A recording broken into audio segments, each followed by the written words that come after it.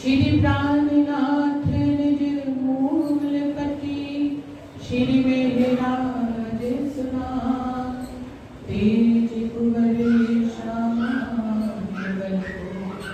पल पल करूं प्रणाम, प्रिया जी को पल पल करूं प्रणाम। सभी सुंदरसाज जी को मेरा प्रेम प्रणाम। सुंदरसाज जी, विषय है चितवनी, जो कि हम लोग 3 दिन से इस चितवनी का सुख और आनंद तो ले ही रहे हैं। तो चितवनी का विषय था, चितवनी में अभी शुरुआत यहीं से करना चाहूंगी कि हम सब ने देखा, हमने झंडारोहण किया, सभी सुंदर साहब कितना मगन होकर निरत कर रहे थे। तो चितवनी क्या है, ये तो हम जब बाहर से निरत करते हैं तो हम इतना आनंद और मंगल हो जाता है हमारे अंदर, अंग हमारा पुलकित होने लग जाता है। चितवनी क्या है, जब निरत अंदर से हो जाए, आपके अंग भी ना हिले, होठ भी ना हिले, आंखें बंद हो, भजन बाहर जितना मर्जी तेज चल रहा हो, आपके अंतर आत्मा को छुए और आप पुलकित होकर अंदर ही अंदर निरत करें, इसको ही चितवनी है। अभी चितवनी के कार्यक्रम में हम सबको ये संदेश दिया गया है कि हम इस ढंग से चितवनी कर सकते हैं, हम इस ढंग से चितवनी में पुलकित हो सकते हैं। सोचिए सुंदरसाज जी, जब जाहिरी रूप में 3 दिन में आप सब चितवनी में इतने मगन हुए, तो जब आप अकेले में एकांत में ब्रह्म मुहूर्त में सुबह 4 से 4:30 के बीच में उठकर अपने सतगुरु का संग कर आप चितवनी करेंगे, तो निश्चित ही मुझे लगता है इतना तो पैमाना सबको आता ही होगा कि इससे करोड़ों गुना ज्यादा आनंद मिल सकता है जो आपको 3 दिन में मिल रहा है। तो एक चितवनी क्या है, जब आपके अंदर से निरत शुरू हो जाए, उसको चितवनी कहते हैं। वैसे तो चितवनी क्या है, ये हम सब अब 30-35 वर्षों से सरकार ने हमें सिखाया, तो हम करते आ रहे हैं, सब लोग बैठ रहे हैं चितवनी में। कोई अपने समय पे बैठता है, अपनी सुविधा के अनुसार, कोई अपने समय पे बैठता है, तो सबको पता ही है चितवनी क्या है। फिर भी यूथ भी है इस समय, यूथ तो अभी नहीं बैठता है, हम सब तो बैठ रहे हैं। तो चितवनी क्या है, जैसे कि हमें हमारी क्लास में सिखाया जाता है, ध्यान दो, ऐसा कहते हैं, ध्यान दो। ये टीचर किस लिए कहती है, आपको एक सब्जेक्ट पे फोकस करने के लिए। जिस क्लास का पीरियड चल रहा होता है उसमें कहते हैं ध्यान दो, और उसमें भी सब्जेक्ट में भी इस चैप्टर पे ध्यान दो। फिर चैप्टर के बाद क्या आता है कि इसमें एक विशेष प्रश्न है, उस पे ध्यान दो। आप देख रहे हैं आपके ध्यान को और केंद्रित किया जा रहा है, इसको ही चितवन कहते हैं। फोकस करना यानी कि चितवनी करना, जिसको हम लोग अपने शब्दों में कहते हैं चितवनी। चित्त को एक तरफ लगाने को चितवनी कहते हैं। दूसरे धर्म ग्रंथों में इसको ध्यान भी कहते हैं, और इंग्लिश में इसको फोकस करना या मेडिटेशन करना कहते हैं। आपको एक ही तरफ खुद के सारे ध्यान को फोकस करना। आजकल तो मोबाइल सबके हाथ में है सुंदरसाज जी, हम देखते हैं कि सब वीडियो बना रहे हैं। आप वीडियो बनाते हैं तो जब उसमें नजारा करते हैं तो क्या देखते हैं, पूरे मंदिर का नजारा आ रहा है। फिर मैंने चित्रांशी को अक्सर देखा, उसको फोकस करके ऐसे करके, और तो राज्य की सूरत आती है उसमें, है ना। इस तरफ अगर किया हुआ है तो अभी पूरा नजारा मिल रहा है, उसको और फोकस करके तो राज्य का दर्शन होने लग जाता है। तो क्या करना होता है, आजकल सारी टेक्निक तो आई गई है, फोन तो हमें सब कुछ सिखाया है। फोकस करना, फोकस करने का क्या मतलब होता है, बाकी सबसे छूट जाना। जब आप बाकी सबसे छूट जाएंगे तो आपका फोकस हो जाएगा। सरल शब्दों में बोलना बहुत जरूरी है। वैसे तो सबको पता है, फिर भी राज्य की वाणी आपको बार बार याद दिलाती है, तो हम बार बार चीजों को याद करते हैं। सब लोग चितवनी कर रहे हैं, लेकिन एक प्रश्न सबका है, क्या इश्क क्यों ना उपजे, पर रूहों करना सोई उदम, राह सोई लीजिए जो आगू हादिए भरे कदम। चितवनी में तो सब देख रहे हैं, ये तो बिल्कुल कठिन भी नहीं लग रही है, सब लोग बैठ रहे हैं, अपने अपने समय से बैठ जाते हैं, लेकिन इश्क नहीं आ रहा। मैं ये जहां पे जो कुछ भी कहने जा रही हूँ इस विषय में, उसमें 30-40 साल का सुंदर साहब के अनुभव का निचोड़ है। सुंदर साहब से समय समय पे हम मिले, उनके साथ बैठे, उनकी चितवनी के अनुभवों को सुना हमने, तो एक निष्कर्ष कुछ निचोड़ सा निकला कि सुंदर साहब बैठते तो है, ये मेरे साल से हर सुंदर साथ की समस्या है। सब कह रहे हैं हम बैठे, मैंने तो अभी कल ही बात करी क्योंकि इस विषय पे बोलना था तो सुंदर साथ से चितवनी की बातें मैं करती जा रही थी कि देखिए इनका क्या अनुभव है, देखिए, क्योंकि सब सुंदर साथ अपने अनुभवों में कुछ ना कुछ हमें सीख देते हैं। तो यही चौपाई सबकी मुझे दिखाई देती है जो समस्या का कि इश्क नहीं उपज रहा है। चितवनी तो हो रही है, इश्क नहीं उपज रहा है। बहुत से परमहंस आते हैं, प्रवचन करता आते हैं, परमहंसों ने तो अपनी चाल चल के दिखा दी। अभी समय प्रेजेंट में जो भी लोग प्रवचन हम सब सुंदर साथ कर रहे हैं, कोशिश तो सब बहुत करते हैं, वो अपना चलते हैं, आपको बताने की कोशिश करते हैं। सुंदर साथ जी, चितवनी एक वो चीज है जो आपके एकांत का सुख है। हमारे पास क्या नियमते हैं अगर हम शुरुआत से चले तो सबसे पहले सेवा पूजा। सेवा पूजा हम सभी करते हैं या जो नहीं भी करते वो भी लगते हैं। तो क्या कहते हैं, सेवा पूजा भी करिए, जाहिर रूप से ना करिए, चितवन के रूप में सेवा पूजा। हर बात में चितवन आएगा। चितवन के रूप में जो सेवा पूजा की जाती है वो क्या कहते हैं, कल भैया ने बताया था, हजूर बंदगी। जब हम चितवन से सेवा पूजा करते हैं तो वो हजूर बंदगी होती है। फिर दूसरी नामक हमारे पास क्या है, वाणी। वाणी का मंथन आप सब करते हैं, हम सब भी करते हैं, लेकिन वाणी का निष्कर्ष क्या है? आप चितवनी में नहीं बैठे तो वाणी मंथन का उद्देश्य क्या है? धनी से मिलना, इश्क उपजना, हमारे दिल में इस माया के तर रहते इश्क उपजे, तो एक ही रास्ता है। कल से विजय भैया यही बता रहे हैं, अब बात यही है तो अलग से क्या ही बोले कि चितवनी तो करनी ही पड़ेगी धनी से मिलने के लिए। वाणी मंथन का निष्कर्ष क्या है? चितवनी। बीतक मंथन का क्या है निष्कर्ष? चितवनी। आपने पूरा साल दर साल 30 सालों से आप बीतक सुन रहे हैं लेकिन चितवनी में नहीं बैठे तो वाणी मंथन, बीतक मंथन, अंत में निचोड़ क्या निकलता है?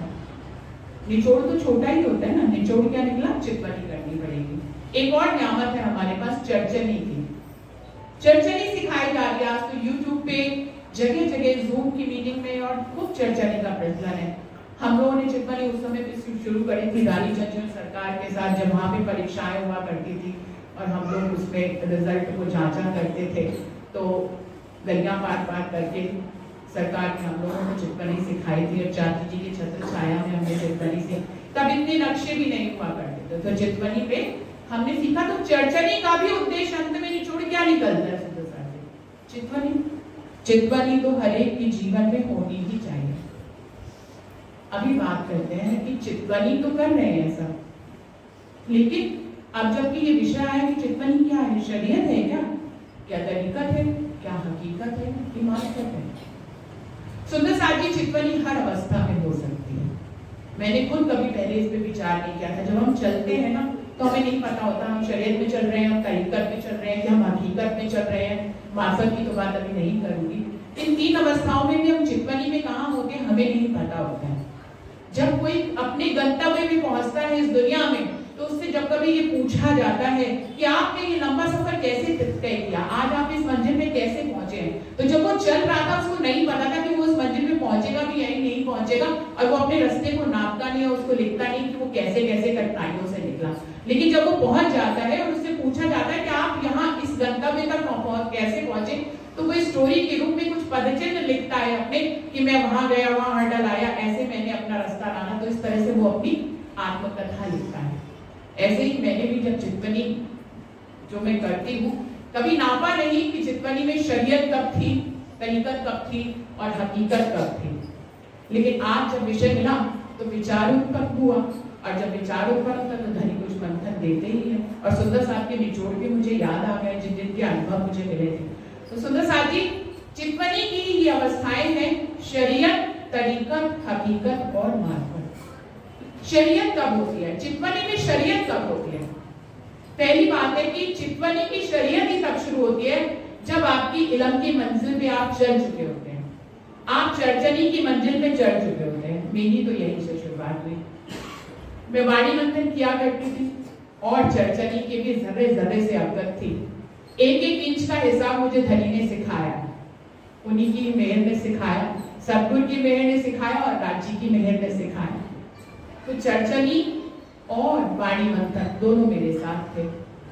चर्चनी और वाणी मंथन ने ही चितवनी की प्यास जगाई। तो चितवनी पे बैठती थी, जैसे कि परमहंस बताते थे, कि आपको अपना आसन बिछाना है, उस पे सुबह ब्रह्म मुहूर्त में बैठना है, सदगुरु को आगे बुलाना है। इतनी प्रक्रिया कर लेती थी। तन भी बैठ जाता था, पहले तो तन ही मचलता था सुंदर साथी। तो जब चितवनी तन के माध्यम से की जाती है, अभी आपका मन उसमें शामिल नहीं होता है, तो वो चितवनी की प्रथम अवस्था होती है, जिसको कहते हैं चितवनी की शरीयत अवस्था, क्योंकि उसमें आपका सिर्फ तन शामिल है, अभी मन और चित्त शामिल नहीं हुआ है। तो तन से सब देखेंगे कि हम अपने मंजिलों में कहां कहां पहुंचे हैं चितवनी में। चितवनी की प्रथम अवस्था, जबकि तन शामिल हो जाता है, आसन बिछाता है, सदगुरु का आवाहन करता है, आंख बंद करता है, ब्रह्म मुहूर्त में उठता है, आसन को हिलने नहीं देता है, ये प्रयास करता है कि मैं ज्यादा से ज्यादा देर बैठूं अपने आसन को हिलाए बिना। ये क्या होती है चितवनी की? चितवनी की हर अवस्था में कुछ मिलता है। कोई सुंदर साथ ये ना कहे बैठते तो हैं, इश्क आता नहीं, प्रेम आता नहीं, तो चितवनी करने से क्या फायदा। चितवनी की हर अवस्था आपको कुछ ना कुछ देके जाती है, देती ही है। तो चितवनी की प्रथम अवस्था होती है, जैसे कि हम लोग जानते हैं शरीयत में, जिसमें तन शामिल है, आसन नहीं हिल रहा है, हमें बैठने की प्रैक्टिस हो गई है, तो ये हमारी क्या है? चितवनी की शरीयत की अवस्था। मेरे ख्याल से सब इस अवस्था से गुजरे ही हुई, सबके दिल की बात ही है ये। तो चितवनी में जब तन शामिल हुआ, हम शरीयत में पहुंच गए, लेकिन मन तो भटक रहा है ना, अभी तो मन भटक रहा है। सुंदर साहब की इतने 30 साल में जो अनुभव सुने बताते थे, चितवनी में बैठ जाते हैं, मन कहीं का कहीं भाग रहे हैं। मेरा मन तो कहीं रसोई में घुस जाता है, जो वर्किंग है उनका ऑफिस में चला जाता है, तो किसी का अपने बच्चों में, अपने परिवार में, किसी का किसी लड़ाई में, किसी का किसी झगड़े में। बैठ तो गए, सुबह उठ तो गए, सुबह उठना ही अपने आप में बड़ी बात है, सर्दियों में तो और बड़ी बात है। सुबह 4 बजे उठ तो गए, शरीयत तो कर ली, आसन तो बिछा लिया, लेकिन मन तो काबू में ही नहीं, मन काबू भी नहीं है, मन इधर उधर भटक रहा है। आप किस अवस्था पे हैं? शरीयत पे। फिर क्या होता है? धीरे धीरे हर सीढ़ी ही अगली सीढ़ी पे पहुंचाती है सुंदर साथी। अब हमें वैसे ही मालूम है शरीयत के बाद कौन सी अवस्था आती है? तरीकत की आती है, हम सभी को मालूम है। तो तरीकत पे पहुंचते हैं हम तब जब धीरे धीरे हमारे मन पे हमारी लगाम पक्की हो जाती है। ये एक दिन में नहीं होता सुंदर साथी, हम सभी का अनुभव होगा। मुझे लगता है कि सभी का ये अनुभव है, ये सिर्फ मेरा नहीं। एक दिन में किसका मन पक्का हुआ है बताइए? कोई सब्जेक्ट भी हो ना, दुनियावी भी पढ़ने स्टूडेंट्स आते हैं, तो एक ही दिन में पढ़ाई में मन नहीं लग जाता है। बच्चों का भी मन भटकता है, बिल्कुल हमारा मन भी एक बच्चे की तरह ही है, और साथ में अबलीस भी है। ये भी बताया राजी ने, जब तरफ भटकेगा तो बहुत तरफ भटकता है। और लोगों का सुंदर साहब का ये भी अनुभव है कि जब चितवनी में बैठे तब विशेष रूप से भटकता है। आगे पीछे तो हम काम में इतना व्यस्त रखते हैं, हमें पता ही नहीं चलता कि हमारा मन भटकता है। जब हम शांत हो जाते हैं, जब हम चितवनी में बैठ जाते हैं, हम सोच के बैठते हैं कि हमारा मन ना भटके, शैतान अबलीस उसी समय लगा देता है, उसी समय ही हमें भटकाता है। लेकिन ये अगर भटकाता है तो राज्य की मेहर भी तो हमारे साथ में है, सदगुरु भी तो हमारे साथ में है सुंदर साथी। तो धीरे धीरे वो हमें अनुभव कराते हैं ना, पहले भटकाते हैं कोई बात नहीं, जैसे कि दुख में लाए क्यों? इश्क की पहचान देने के लिए। ऐसे ही हमारे मन को भी भटकाया जाता है, फिर उसको साधने की हुनर भी दिया जाता है। निशानी को तीर पे लगाने के लिए हुनर भी दिया जाता है, जैसे अर्जुन को दिया गया मछली की आंख में कैसे निशाना लगाना है। किसने सिखाया? उनके सदगुरु ने सिखाया। ऐसे ही हमारे सदगुरु भी हमें सिखाते हैं। धीरे धीरे ये देखिए इस अवस्था में किसी का कोई अंतराल नहीं है। किसी की ये 6 दिन में आ सकती है, किसी की 6 महीने में आ सकती है, और किसी की 6 साल तक ना आए। क्या कह सकते हैं? मन लेकिन जब आपका काबू हो गया और आपने परम धाम की चितवन शुरू कर दी, आपने जो चर्चनी सीखी है, आपने जो वाणी मंथन किया है, आपने जो श्रृंगार में राज्य का स्वरूप और श्रृंगार नक्श शिखर पड़ा है, जब उसमें आपका मन भ्रमण करने लग जाता है तो आप तरीकत की अवस्था में पहुंच जाते हैं। ये चितवनी की कौन सी अवस्था है? तरीकत की अगली अवस्था। जब तक से आगे आप मन तक पहुंच गए, तो ये हमारी कौन सी है अवस्था? चितवनी की तरीकत की। मन में लगाम हो गई। अब ये बार बार मन भटकेगा आपको, लेकिन उसकी पे लगाम लगानी आ गई, आप लगाम लगा लेंगे और आप अपने मन को 2 मिनट में 5 मिनट में तारतम का पाठ करके सुंदर जी सबको बताते हैं कि अपने मन को काबू में करने के लिए जब हम आसन सिद्ध कर लें, अपने आसन पे बैठने लग जाए, तो हमें तारतम का पाठ करना चाहिए, जिससे कि हमारा मन हमारे वश में आ जाए। मन वश में आता है सुंदर साथ जी, इसमें एक और अवस्था आती है, मैं आपको बताऊं, यांत्रिकता। मन को काबू करने में और तारतम पढ़ के जब हम अपने मन को काबू में करते हैं तो हमारे अंदर यांत्रिकता आ जाती है, यानी कि मन में तारतम तो चल रहा है लेकिन अभी राज्य का स्वरूप श्रृंगार और उनकी चितवनी नहीं चल रही है। क्यों? क्योंकि तारतम हमें ऐसे याद हो जाता है, या सुबह से लेकर शाम तक की संध्या आरती, सुबह आरती सब हमें याद हो जाती है। आपने देखा होगा हम थोड़े थोड़े यांत्रिक से हो जाते हैं।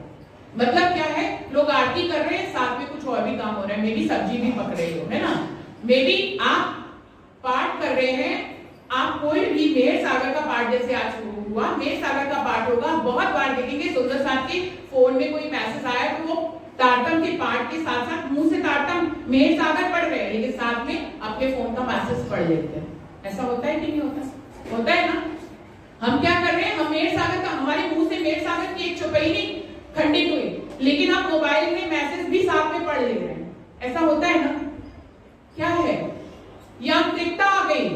आपने अपने जो तारतम को है वो याद कर लिया, तो जब मन को काबू करने के लिए आप तारतम को याद कर लेते हो, बार बार तारतम का पाठ करते हैं, तो कई बार यांत्रिकता आने लग जाती है। अपनी हर अवस्था को ध्यान से देखें। ये विषय इसीलिए रखा गया है कि चितवनी में आप शरीयत पे पहुंचने के लिए अपनी यांत्रिकता से दूर रहें, यांत्रिकता ना आने पाए, क्योंकि यदि यांत्रिकता आएगी तो मन तो काबू हो जाएगा, लेकिन मन को अभी काबू ही नहीं करना है सुंदर साथी। मन को हमें राज्य की तरफ भी तो ले जाना है। तो खाली मन काबू करने से काम नहीं चलेगा, उसकी यांत्रिकता से हटते हुए हमें राज्य के स्वरूप श्रृंगार में भी तो लगाना है, 25 पक्षों में भी तो लगाना है।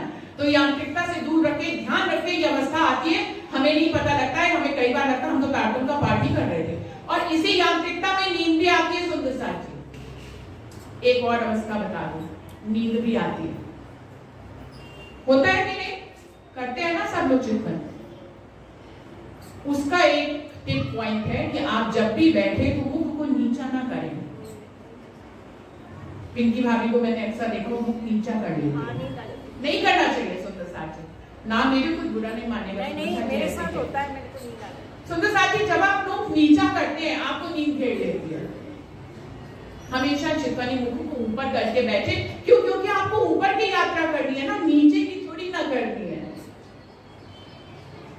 हमेशा कहते हैं कि बीच रीढ़ की हड्डी को आप सीधा रखिए। क्यों कहते हैं? जिससे इससे आपका मुख ऊंचा रहे और आप ऊपर की तरफ देखें। जितना नीचे की तरफ अपना मुख को करेंगे उतने आप झूले खाएंगे नींद में, यांत्रिकता में, याद रखिएगा। ये खाली एक का अनुभव नहीं है, 30 साल में बहुत सुंदर साथ के साथ बैठी हूँ, उन सबके निचोड़ है ये। कहते चितवनी करने बैठती नींद आ जाती है। मेरी सासू माँ हमें लाइन देती थी इसके लिए कि राज्य की तो याद जो है वो फूलों की सेज की तरह होती, जैसे राज्य को याद करके बैठो उसी समय फूलों की सेज पे सुला देते हैं। तो सुंदर साथी, ये अच्छी बात है कि फूलों की सेज पे सुला देते, लेकिन अभी जागने का वक्त है, फूलों पे नहीं सोना है। तो मुख को नीचा मत करिए। तरीकत की अवस्था में ये अवस्थाएं छोटी छोटी आती हैं, यांत्रिकता आती है, नींद आती है। अभी तक आप क्या है, मन को तो काबू कर रहे हैं, लेकिन अभी हकीकत पे भी तो आपको पहुंचना है सुंदर साथी। खाली तरीकत पे तो काम नहीं चलेगा, तो हकीकत पे भी पहुंचना है। तो यांत्रिकता ना आने पाए इसके लिए भी एक टिप, जैसे कि आपको नींद ना आए इसके लिए आप रीढ़ की हड्डी को करें और ऊपर की तरफ मुख करके चितवनी करें, तो आपको नींद नहीं आएगी। दूसरी एक टिप है कि यांत्रिकता ना आए, इसलिए खाली तारतम तो पढ़े ही पढ़े 2 बार, उसके बाद कुछ और करें अपने मन को काबू करने के लिए। वो और क्या करें? मैं अगर अपनी बात करूं तो मैं क्या करती हूँ, आजकल ऐसा कहा जाता है कि आपको जैसा बनना है, जैसा होना है, आप उसको अपने मन में, अपने मन, चित्त, बुद्धि, अहंकार में पहले उसको ट्रांसफर करना शुरू करें। तो आप राज्य के गुणों को अपने ध्यान में लें। राज्य के गुण याद करने में आपको एक एफर्ट करना पड़ेगा, तो यांत्रिकता हट जाएगी सुंदर साथी। जब आप याद करेंगे ना, अब राज्य के गुण एकदम से तो लाइन में आपको 12-15 याद नहीं होगी, चाहे जितनी मर्जी ब्रह्मवाणी पढ़ी हो, आपको याद करना पड़ेगा, एफर्ट्स करना पड़ेगा। जब आप एफर्ट्स करेंगे तो आपकी यांत्रिकता खत्म हो जाएगी। ये मेरा दावा है। उसके लिए क्या करें? राजी क्या है? आपने 2 बार तारतम पढ़ लिया, तरीकत की अवस्था में बता रही हूँ, आपने 2 बार तारतम पढ़ लिया, उसके बाद राजी क्या है? राजी सौंदर्य से भरपूर है, अनंत सौंदर्य के स्वामी है। आप क्या करें? हर चीज अपनी उनसे लिंक कर लें। राजी सौंदर्य, अनंत सौंदर्य के स्वामी है, मैं उनकी अंगना हूं, मैं भी बहुत सुंदर। दूसरा को याद करिए, राजी इश्क से भरे हुए, अनंत इश्क के सागर है, और मैं कौन हूं? मैं उन्हीं की तो तन हूं, तो मैं कौन हूं? मैं भी इश्क से भरी हुई। दूसरा को याद करिए सुंदर साथ। तीसरा क्या गुण है राजी के अंदर? कोई और सुंदर साथ बताए। राजी के अंदर कभी भी अवगुण नहीं देखा आपने। राजी क्या है? निर्विकार है। मैं कौन हूं? मैं भी निर्विकार हूं। बिल्कुल नहीं सोचना है कि मैं भी चितवनी से उठूंगी तो अभी विकार करूंगी। सुंदर साथ, हम सब विकार के बने हुए, हम विकार करते हैं, लेकिन चितवनी के समय पे क्या सोचना है? मैं निर्विकार हूं, मैं राजी के अंगना हूं, जो गुण राजी में है वही गुण मुझ में। यही गुण आपको आगे ले जाएंगे सुंदर साथी हकीकत की अवस्था में। आप अपने आप को निर्विकार नहीं करेंगे तो कैसे हकीकत की अवस्था में पहुंचेंगे? 24 घंटे यहाँ पे निर्विकार होना ये बहुत ही प्रैक्टिकल से दूर की बात है आजकल के युग में। इतनी कठिन बात अगर परमहंस ने हमें बताई है, वाणी ने बताई है, मोमिनों के लक्षण बताए हैं, अगर हम इन सब लक्षणों के अपने अंदर होने का इंतजार करेंगे ना सुंदर साथ जी, हम चितवनी नहीं कर पाएंगे, हम चितवनी में नहीं बैठ पाएंगे। मत करिए इंतजार, अपने आप को निर्विकार होने तक की मंजिल पे पहुंचने का इंतजार मत करिए। पहले चितवनी में बैठिए, अपने आप निर्विकारता आ जाएगी। अच्छे को पकड़ लीजिए, बुरा अपने आप चला जाएगा। सरकार उदाहरण देते थे कि हीरा पकड़ लो तो कौड़ी अपने आप, हम कौड़ी का मूल समझ जाएंगे, हीरे का मूल समझ जाएंगे, कौड़ी फेंक देंगे। जब तक मूल समझे तो हमारा तो कोई इतना प्रयास नहीं होता कि हम अपने अंदर निर्विकार पैदा कर पाए, हम विकार ना कर पाए, हम कोई गलतियां ना करें। ऐसा क्या संभव है? कोई भी सुंदर साथ बताएं क्या ऐसा संभव है? आजकल के जीवन में हम नहीं कर पाते खुद को निर्विकार। तो क्या हम निर्विकार नहीं होंगे तो हम इंतजार करते रहेंगे कि हम चितवनी करें या ना करें? बिल्कुल नहीं। आप चितवनी में बैठ जाइए। बालाजी प्रीतम हमारे कौन है? निर्विकार है। मैं उनकी अंगना हूं, मैं उनकी अंग हूं, मैं भी निर्विकार हूं। एटलीस्ट इस समय तो निर्विकार हूं, उस ब्रह्म मुहूर्त में तो मैं निर्विकार हूं। उस समय मैं किसी की बुराई नहीं कर रही, मैं चुगली नहीं कर रही, मैं किसी का बुरा नहीं सोच रही, मैं किसी को कुछ नहीं कर रही, मैं निर्विकार हूं। राजी का तीसरा गुण मैंने याद किया, यांत्रिकता इससे हटेगी आपके अंदर। जो नींद आती है वो नहीं आएगी सुंदर साची।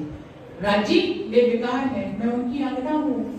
राजी ने स्वयं कहा है कि वो उनकी अंगना है। मैं कौन हूं? मैं भी निर्विकार हूं। राजी की रचना कितनी मीठी है, कभी कटु शब्द बोलते ही मीठे ही बोलते हैं। तो मेरी रचना भी क्या है? मीठी ही है। और गुण सुन याद करिए, मुझे तो अभी 4 ही याद आ रहे हैं, समय भी कम है। तो ऐसे ही आपको राजी के और गुण याद करने हैं और उनसे खुद को कनेक्टेड करना कि मैं भी यही हूँ। राजी सुंदर है, मैं भी सुंदर हूँ। राजी नूरी है, मैं भी नूरी हूँ। राजी निर्विकार है, मैं भी निर्विकार हूँ। राजी प्योर आत्मा है, मैं भी प्योर आत्मा हूँ। आई एम डिवाइन सोल, मैं एक प्योर आत्मा हूँ। तो इस तरह से आपकी यांत्रिकता खत्म होगी और आप तरीकत की अवस्था में चितवनी में पहुंच जाएंगे सुंदर साथी। अब आप मन से परमधाम के नजारों में भ्रमण कर रहे हैं, जैसे कि हम 3 दिन से देख रहे हैं। इन सब में क्या है? हम मन से चल रहे हैं। हमारा मन, चित्त, बुद्धि, अहंकार, जो जीव के 4 होते हैं ना अंग, मन, चित्त, बुद्धि, अहंकार हमारे जीव के अंग है। ये कोई पार्ट नहीं है बॉडी के, ये हमारे जीव के सूक्ष्म अंग है। मन, चित्त, बुद्धि, अहंकार से आप चर्चनी सीखे हुए हैं पहले से। आप आसान से परमधाम, पहले काल माया का ब्रह्मांड, फिर योग माया का ब्रह्मांड और फिर राजी तक आप पहुंच जाएंगे आसानी से अपने मन से। आप इस समय चितवनी की तरीकत की अवस्था में। अब सब कुछ हो रहा है, सब कुछ तो हो रहा है, कमी कहाँ रहेगी? आपको मालूम है आप अभी 3री मंजिल पे नहीं पहुंचे, हम सबको मालूम। जो चितवनी करते हैं, कर रहे हैं इस समय, और चितवनी नहीं भी कर रहे हैं, मुझे लगता है कि उनको बात समझ में आ रही है कैसा होता है, क्योंकि 3 दिनों में आपके मन को तो चलाया ही जा रहा है ना सुंदर साथ जी। हम सब कितनी शांति, सोचिए जब मन से चितवन करने में इतना आनंद है, जब मन से चितवन करने में इतना आनंद है, आप भाव विभोर हो जाते हैं, आपका मन पुलकित हो जाता है, तो जब आप अपने आप से करेंगे तो क्या होगा। तो तीसरी अवस्था है हकीकत की। अब तरीकत की अवस्था में सब कुछ हो रहा है सुंदर साथ जी, आप मूल मिलावे तक भी जा रहे हैं, 25 पक्षों के नजारे भी देख रहे हैं मन से। कल भी कहा गया आप अपनी कल्पना प्रगति को बढ़ाइए और इन सबको देखिए, तो आप सब कुछ कर रहे हैं यही से कर रहे हैं। अभी आप काल माया के ब्रह्मांड से पार नहीं पहुंच रहे, चितवनी से आप पहुंच रहे हैं, मन की गति से पहुंच रहे हैं, लेकिन अभी आत्मा में प्रेम भरना तो बाकी है ना। अब मन की लगाम आपके हाथ में आ गई, आपने सब कुछ कर लिया, नजारे में भी भ्रमण करने लगे, लेकिन फिर भी अब यहाँ पे सुंदर साहब के अनुभव, वो कहते हैं सब कुछ के अंदर खारापन तक भी है क्या, इसका पंजाबी में बोल रही हूँ, मतलब सब कुछ हो रहा है फिर भी खारा खारापन लगता है। क्या कमी रह गई, मतलब हम तो चितवनी भी लगा रहे हैं, आसन भी सिद्ध हो गया है, शरीर भी शामिल है, मन भी शामिल है, फिर भी कुछ कमी लगती है। क्या कमी है, कुछ कमी है। आप सुंदर साहब को समझ में नहीं आ रही, हम सबको समझ में आ रही, कमी कहाँ है। बैठ रहे हैं, समय भी ले रहे हैं, आसन भी नहीं हिल रहा है, मन को भी काबू कर लिया है, राज्य के गुणों से खुद को भी ओतप्रोत कर लिया है, 25 पक्षों में भी रमण कर रहे हैं, श्रृंगार का पूर्ण स्वरूप भी चाहे धुंधला ही आता हो लेकिन आता है। कमी कहाँ है, कुछ कमी लगती है, कमी है प्रेम की, अभी प्रेम नहीं आया।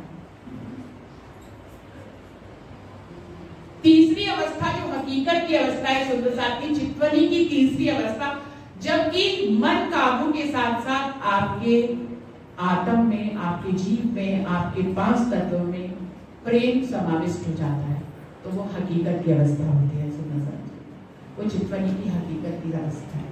सुंदर साहब खुद ध्यान से देखेंगे कि हम चितवनी की कौन सी अवस्था पे खड़े हुए हैं।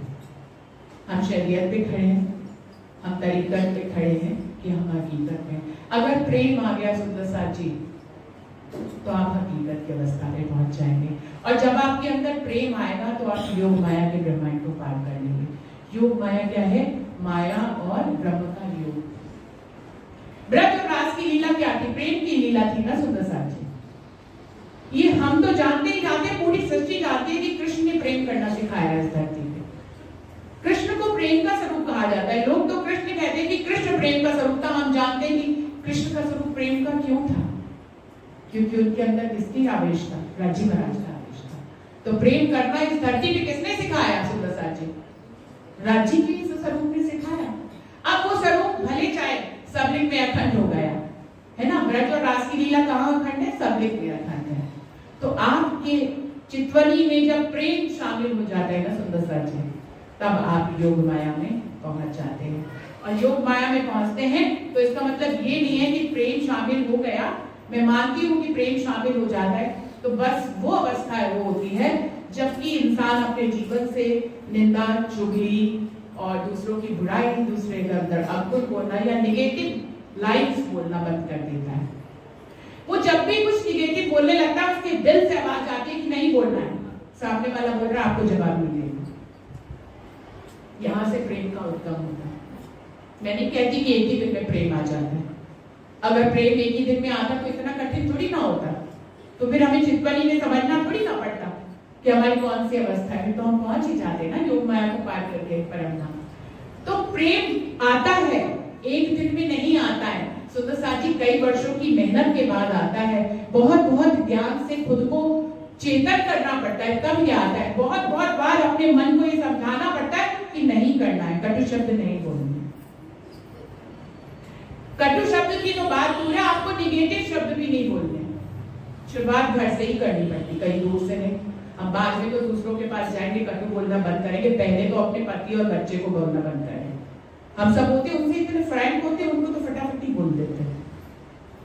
अभी कल ही बात हो रही थी, वो कह रहे थे कि किसी की बात हो रही थी, कह रहे कि माँ की बात नहीं मानती, सास की मान लेती है। क्योंकि माँ को तो अधिकार होता है ना, हम कैसे भी बोल देते हैं माँ को। सास की फिर मान लेते कटु शब्द नहीं बोल पाते हैं, लेकिन माँ को बोल देते। तो जिनके ऊपर अधिकार होता है उनके ऊपर हम कटु शब्द बोल देते हैं। तो प्रेम का उद्गम सबसे पहले अपनी परीक्षा घर से ही करें, वहीं से ही करेंगे। मैं भी इसी चाल में शामिल हूँ सुंदर साथी, आप भी इसी चाल में शामिल हो जाएंगे। उसमें क्या है, चितवनी करेंगे तो प्रेम की अवस्था जब आएगी तो हम कालमाया के ब्रह्मांड को पार करके योगमाया के ब्रह्मांड में पहुंचेंगे। प्रेम का संदेश वाले राज्य का स्वरूप, कृष्ण का स्वरूप वहीं पर अखंड है। लेकिन जो चौथी अवस्था है, मार्फत की अवस्था, सुंदर साथी, मार्फत के लिए चौपाई पढ़ना चाहूंगी सुंदर साथी। मार्फत हुई हाथ हक्के, क्यों ले सकिए सोई। मार्फत की अवस्था जो है, हुई हाथ हक्के, मार्फत हुई हाथ हक्के, सीधा सा अर्थ है कि मार्फत जो है वो राज्य के हाथ में। क्यों ले सकिए कोई, आप कैसे ले सकते हैं, हम भी ले सकते हैं। एक दोस्ती तब हो गई जब हुए प्यार बराबर, जब हम प्रेम से इश्क की मंजिल पे पहुंचेंगे। सुंदर साथी, अभी इश्क की बातें हो रही है, इश्क आया कहाँ है, खुद ही बताया था मुझे भैया ने, खेल दिखाया और नजर, जब नजर ही बदल दी, इश्क की नजर ही नहीं रही हमारी, तो यहाँ मेहर वाली नजर आ गई, इलम वाली नजर आ गई। इस नजर से, लेकिन इलम आपको इश्क तक पहुंचाता है, ये मत समझिएगा कि इश्क तक पहुंचा नहीं जाता। हमारे जो परमहंस हुए वो सब इश्क तक पहुंचे हैं, तभी तो राज्य का दीदार किया, तभी तो राज्य के स्वरूप बने। राज्य का स्वरूप तभी तो बना जाता है जब इश्क का स्वरूप आ जाता है, वो होती मार्फत की अवस्था। अभी हम तो नहीं पहुंचे, जो सुंदर परमहंस पहुंचे हैं, कोई और सुंदर साथी गहरे में उतर के पहुंच गए हो, क्या कहा जा सकता है, मोमिन तो छुपे ही रहते हैं, तो छुपे ही हो सकते हैं। तो मार्फत की अवस्था वो होती है जब रूप ब्रह्म बन जाती है। मैंने कहा ना, राज्य के गुणों को याद करूंगी, राज्य निर्विकार है, मैं भी निर्विकार हूँ, राज्य सुंदर है, मैं भी सुंदर हूँ, लेकिन अब मैं ही राज्य हूँ। इंद्रावती की अवस्था, जब मैं ही राज्य हूँ, वो होती है मार्फत की अवस्था। चितवनी की अवस्था, वो अवस्था जो कि आप प्रयास करते रहना हमारा कर्तव्य है। धनी ने हमें बताया है, हाथी की चरणों पे कदमों पे चलना है, तो हम सबको प्रयास करना है। कोई ये ना सोचे कि इश्क आता नहीं तो हम चितवनी क्यों करें। चितवनी की हर मंजिल, शरीयत, तरीकत, हकीकत हम सबको कुछ ना कुछ देती है। और सुंदर साथी, ये ब्रह्मांड जो है वो लज्जत लेने के लिए बना है। एक खास बात बताएं, लज्जत जो है, जो इश्क होता है वो गर्व कर देता है, वो लज्जत नहीं लेने देता। इश्क जो है वो गर्व करता है, आपको लज्जत नहीं लेने देता। लज्जत जो है ये तीन अवस्थाएं लेने देती है आपको। तो इन तीन अवस्थाओं में राज्य की मौत से लज्जत लीजिए और अपनी मंजिलों को बढ़ाते चलिए, और फिर एक दिन वो भी आएगा, दुनिया में मार्फत की अवस्था में पहुंचाएंगे। जैसे कि राज्य भेदभाव नहीं करते, जब यहाँ का सूरज भेदभाव नहीं करता, यहाँ की चांद भेदभाव नहीं करते, बारिश भेदभाव नहीं करती, वो सबके घर पे एक सी बारिश होती है, सबके घर पे सूरज की किरणें एक सी आती है, सूरज की किरणें एक सी आती है। तो फिर राज्य की भी ऐसा तो नहीं हो सकता इंद्रावती को ही जो है मार्फत की अवस्था में पहुंचाए, धनीदेव चंद जी को ही पहुंचाए और हम सब उससे छूटे रह जाए। अब ये किसकी कब आती है, ये तो सबको अपने प्रयासों पे निर्भर करता है, कौन कितना, पहले तो प्रेम में आना जरूरी है। सुंदर साथ जी, तो सुंदर साथ जी हम सब जो भी बताते हैं यहाँ पर, मैंने और भी सुंदर साथ से बात करी थी, तो उन्होंने कहा सब ये तो बताते हैं कि साफ हुए बिना हम अखंड में नहीं पहुंच सकते, हमें साफ तो होना है, अपने दिल को निर्मल तो करना है। तो लेकिन साफ कैसे होना है, साफ कैसे हो रहा है, साफ होना है तो हमें भी पता है और बताते भी, लेकिन साफ कैसे हो रहा है। तो मैं कह रही हूँ ये साफ होना पहली सीढ़ी है, लेकिन साफ होने से भी पहले की एक सीढ़ी है, आपको सरल होना है। सबसे पहले सरल होना है। हम सब बहुत कठिन होते जा रहे हैं, थोड़ा सा सरल होना है। सरल होएंगे, मैंने किसी ज्ञानी से सुना हुआ है कि सब कुछ होना पॉसिबल है, सिर्फ कठिन होना भी पॉसिबल है, लेकिन सरल होना सबसे कठिन है। तो सबसे पहले हम सबको क्या होना है, सरल होना है। दिल जितना सरल होगा उतना ही वो साफ होता चला जाएगा, उतना ही मन की लगाम हम पकड़ लेंगे, उतना ही हम प्रेम की तरफ आगे बढ़ेंगे और फिर हम मार्फत की तरफ आगे बढ़ने की कोशिश करेंगे। तो सुंदर साथ जी, ये है चितवनी की शरीयत, तरीकत, हकीकत और मार्फत। यही पन्नी चौपाई को दोहराते हैं। सुंदर जी, मुझे लगता है कि विषय शायद कुछ समझ में आए, लेकिन हर किसी की मंजिल अलग अलग भी हो सकती है, तो इसके उत्तर उसके दिल में अलग अलग भी हो सकते हैं। मुझे ऐसे ही लाची ने समझाया, मेरे सदगुरु महाराज ने ऐसे समझाया कि मैंने आपके सामने ऐसे ही प्रस्तुत किया। श्री महामती कहे, ऐ मोमिनो, सब बातों का ये मूल, एक काम किया सब हुक्मे, आए इमाम मसीह रसूल, आए इमाम मसीह रसूल, आए इमाम मसीह रसूल। बोलिए श्री प्राणनाथ